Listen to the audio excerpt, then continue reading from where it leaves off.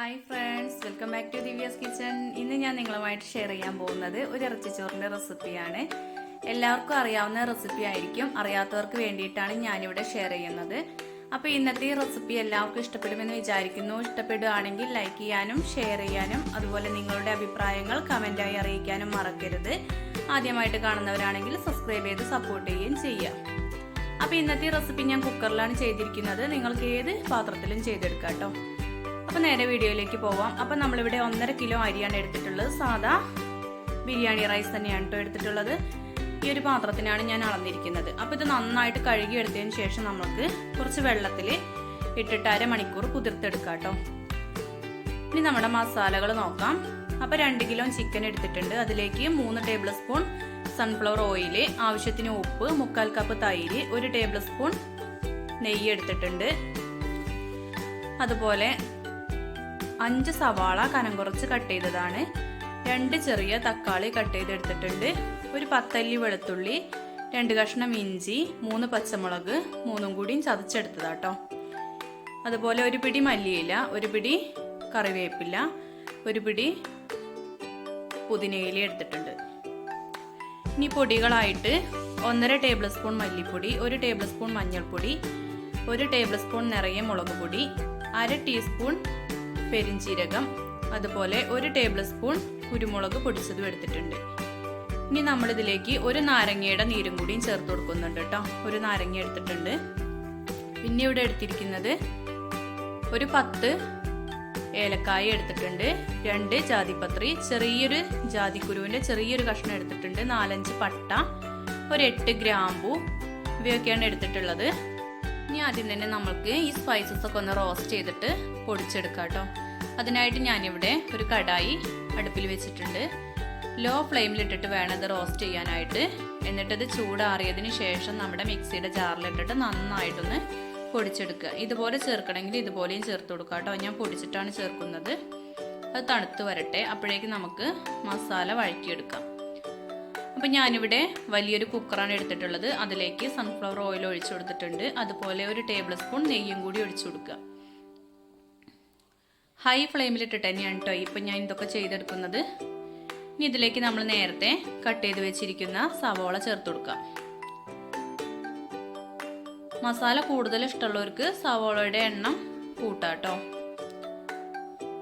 അപ്പം ഇത് നന്നായിട്ടൊന്ന് വഴണ്ട് വരട്ടെ, അപ്പോഴേക്കും നമുക്ക് ഇഞ്ചി, വെളുത്തുള്ളി, പച്ചമുളകും ചേർത്ത് കൊടുക്കാം. ഉള്ളി ഒരുപാട് വഴന്ന് വരുമൊന്നും വേണ്ട കേട്ടോ. അപ്പോൾ അതൊക്കെ ഒന്ന് വഴന്ന് കിട്ടിയാൽ മതി. ഇനി ഇതിൻ്റെ പച്ചമണം മാറുന്നത് വരെ നമുക്ക് ഇഞ്ചിയും വെളുത്തുള്ളിയും പച്ചമുളകും നന്നായിട്ടൊന്ന് വഴറ്റിയെടുക്കാം. അതിനുശേഷം നമ്മൾ 2 ചെറിയ തക്കാളിയാണ് ചേർത്ത് കൊടുക്കുന്നത്. പുളി കൂടുതൽ ഇഷ്ടമുണ്ടെങ്കിൽ കൂടുതൽ ചേർത്ത് കൊടുക്കുക. ഞാനിവിടെ തൈരും അതുപോലെ നാരങ്ങാനീരൊക്കെ ചേർക്കുന്നത് കൊണ്ട് 2 തക്കാളി എടുത്തിട്ടുള്ളൂ, അല്ലെങ്കിൽ ഒരുപാട് പുളിയായിരിക്കും. ഇനി നമുക്കിതിലേക്ക് ചിക്കൻ ചേർത്ത് കൊടുക്കാം. ചിക്കൻ ചേർത്തതിന് ശേഷം നമ്മൾ എടുത്തു വെച്ചിരിക്കുന്ന പൊടികളെല്ലാം ചേർത്ത് കൊടുക്കുക. തൈര്, അതുപോലെ മല്ലിയില, പുതിനയില, കറിവേപ്പില, ആവശ്യത്തിന് കല്ലുപ്പും ചേർത്ത് കൊടുക്കുക. എന്നിട്ട് നന്നായിട്ടൊന്ന് വഴറ്റിയെടുക്കാം. മസാല എല്ലാ ഭാഗത്തേക്കും പിടിക്കുന്ന രൂപത്തിൽ നന്നായിട്ടൊന്ന് മിക്സ് ചെയ്തെടുക്കുക. അതുപോലെ നേരത്തെ നമ്മൾ പൊടിച്ചു വെച്ചിരിക്കുന്ന പൊടിയും ഈ ടൈമിൽ ചേർത്ത് കൊടുക്കുക കേട്ടോ. എന്നിട്ട് നന്നായിട്ട് വീണ്ടും മിക്സ് ചെയ്ത് കൊടുക്കുക. എല്ലാ ഭാഗത്തേക്കും ഒന്ന് യോജിപ്പിച്ചെടുക്കാം. അതിനുശേഷം നമ്മൾക്ക് ലോ ഫ്ലെയിമിലിട്ടിട്ട് ഒരു 10 മിനിറ്റ് കുക്ക് ചെയ്തെടുക്കണം. ഇതുപോലെ വിസിൽ ഊരി വെച്ചതിന് ശേഷം അടച്ചു വെച്ചിട്ടാണ് നമ്മൾ കുക്ക് ചെയ്തെടുക്കുന്നത് കേട്ടോ. 10 മിനിറ്റിന് ശേഷം തുറന്ന് നോക്കുമ്പോൾ ഇതുപോലെ കുറച്ച് വെള്ളമൊക്കെ ചിക്കനിൽ നിന്ന് ഇറങ്ങി വന്നിട്ടുണ്ടാവും. കണ്ടില്ലേ, എനിക്കിവിടെ ഒരു 2 കപ്പിലേറെ ചിക്കനിൽ നിന്ന് വെള്ളം ഇറങ്ങി വന്നിട്ടുണ്ട്. അപ്പോൾ അതിനനുസരിച്ചിട്ട് വേണം നമ്മൾ അരി ഇട്ടതിന് ശേഷം വെള്ളം ചേർത്ത് കൊടുക്കാൻ. അപ്പോൾ ഇനി നമ്മൾക്കിതിലേക്ക് ഊറ്റി വെച്ചിരിക്കുന്ന അരി ചേർത്ത് കൊടുക്കാം. 1/2 മണിക്കൂറിന് ശേഷം ഊറ്റി വെച്ചിരിക്കുന്ന അരിയാണ്. അതും ചേർത്ത് നന്നായിട്ടൊന്നും കൂടെ മിക്സ് ചെയ്ത് കൊടുക്കുക.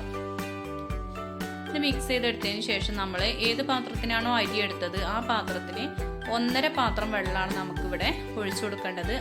ഈ ടൈമിൽ നമുക്കിതിലേക്ക് ആ നാരങ്ങാനീരും ഒഴിക്കാം കേട്ടോ.